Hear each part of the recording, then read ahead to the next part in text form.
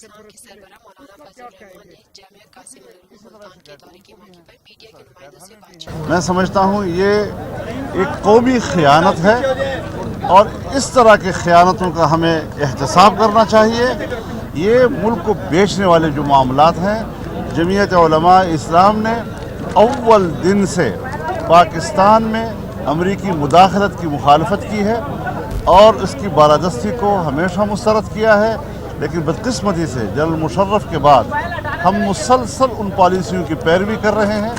ملک اس زمانے سے ایک دلدل میں جا کر پھنس گیا ہے، آج اس کو اس سے نکالنے کی کوئی سبیل نظر نہیں آ رہی ہے، اور اس طریقے سے ہمارے ملک کے اندر جو CIA کے اور بلیک واٹرز کے اور پتہ نہیں کس کن لوگوں کے یہاں پر ایک نیٹ ورک اتنا مضبوط کر دیا گیا ہے کہ اس نے ہماری خود مختاری ہم سے چھین لی ہے۔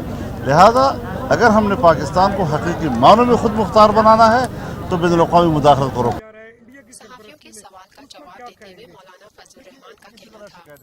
اس میں کوئی شک نہیں ہے کہ پاکستان مشکلات میں ہے، داخلی طور پر بھی دہشت گردی سے ہمارا ملک نبرد ہے، سرحدات بھی ہمارے اس وقت جو ہے تو انتہائی دباؤ میں ہیں، انڈیا کی طرف سے بھی اور افغانستان سائڈ سے بھی۔ لہٰذا بڑے پھونک پھونک کر قدم اٹھانے کی ضرورت ہے، قومی وحدت کی ضرورت ہے، پڑوسی ممالک کے ساتھ حالات کو نرم کرنے کی ضرورت ہے۔ اگر ہم فوری طور پر بہتر نہیں بھی بنا سکتے تو اس کو ہمیں نرم کرنا یہ پاکستان کے مفاد میں ہے۔ ہمارا ایک طے شدہ رائے ہے کہ پاکستان کے پڑوسی ممالک وہ ان کا استحکام ہمارے لیے مفید ہے اور پاکستان کا مفاد ان کے لیے مفید ہے۔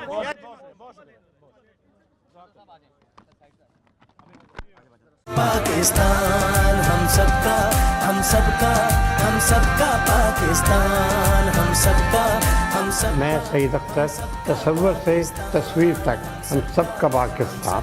ہم زندہ قوم ہے، تابندہ قوم ہے، ہم سب کی ہے پہچان، ہم سب کا پاکستان۔ ہماری ترقی اور خوشحالی کا راز انصاف اور قانون کی بالادستی میں ہی ہے، ہم سب کا پاکستان۔ ہم سب کا پاکستان۔